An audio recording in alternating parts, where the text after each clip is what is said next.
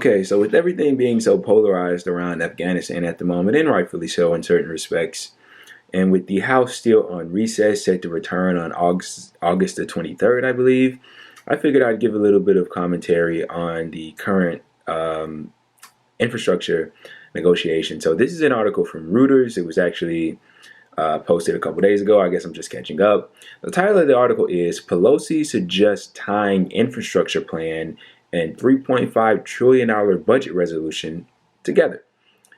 The article goes on. U.S. House Speaker Nancy Pelosi told lawmakers Sunday that she had asked a House committee to advance both a $1 trillion infrastructure plan and a $3.5 trillion spending package together, an apparent effort to patch up divisions that had threatened to stall President Joe Biden's legislative priorities. Now, for those of you that may not be aware, the $1 trillion infrastructure plan actually passed the Senate not too long ago, relatively recently. It still has to go through the House, but as I just stated, they're on recess at the moment. But they're trying to pass both of these bills together, okay? Nancy Pelosi and the progressive Democrats are. Nancy Pelosi herself isn't a progressive Democrat, but she's in league with them on the mindset of passing the $1 trillion infrastructure bill and what they also call the human infrastructure bill together at the same time. Through budget reconciliation, the human infrastructure bill. So and that bill is indeed partisan. Sorry.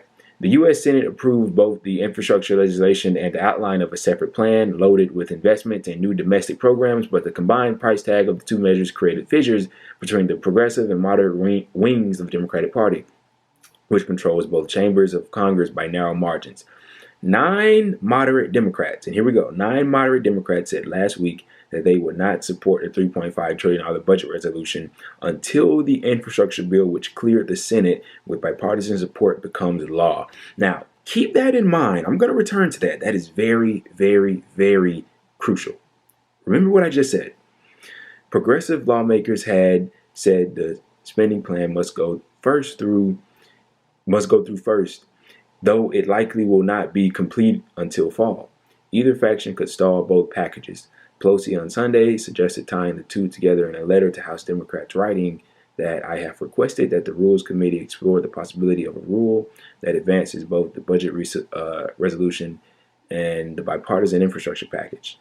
The 9 moderate lawmakers said in a joint statement late Sunday in response to Pelosi's statement, our view remains constant. We should vote first on the bipartisan infrastructure framework without delay, and then move to immediate consideration of the budget.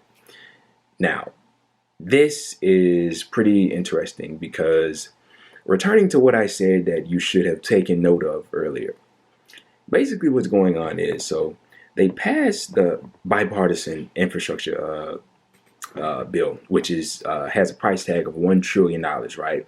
And that has just, infrastructure needs. It previously had a lot of privatization in there. That stuff kind of got knocked off. And so it's not as bad as it previously was. Now it's incredibly insufficient. And I made a video not so long ago detailing that fact. But that bill got through the House. I mean, not the House, the Senate, excuse me, with, I believe it was a good majority. I think 19 Republicans defected and voted for the bill along with every single Senate Democrat, right? And so what these more moderate Democrats are saying is that they want to see that bill get passed first. And then we can talk about $3.5 trillion bill. Now, what kind of problems do you see with that? Okay, you guys pass our bill, and once our bill gets passed, then we'll look at your bill and see what's up. Okay, is anybody this gullible? Because all you have to do is, okay, yeah, we'll pass your bill. All right, now let's talk about our bill. Nah, I don't really want to talk anymore. End of conversation. There it is. So if the Justice Democrats, which are leading this along with Pelosi, if they have any sort of integrity, any kind of a spine, which they've shown us previously on many occasions that they do not, they will laugh at this and say, hey, you're not going to get your bill passed unless we get our bill passed in conjunction with yours, as Pelosi just suggested, tying them both together. And we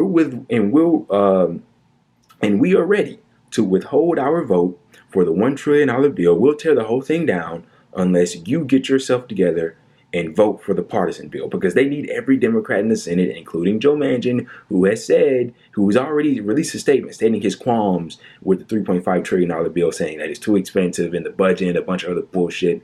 Okay, so what Biden needs to do is he needs to find somewhere in his heart, okay, an emotion that cares about regular working people. And that's what this $3.5 trillion bill would do, is it would help regular working people. And it needs to get people like Joe Biden, or I mean, not Joe Biden, Joe Manchin, Kirsten Sinema, and, you know, the nine, you know, more conservative Democrats that are in the Senate that are against this $3.5 trillion bill, get them in line and have everybody vote for it and have these two bills passed in conjunction. Now, I'm not as gullible to think that the $3.5 trillion bill will pass in its entirety.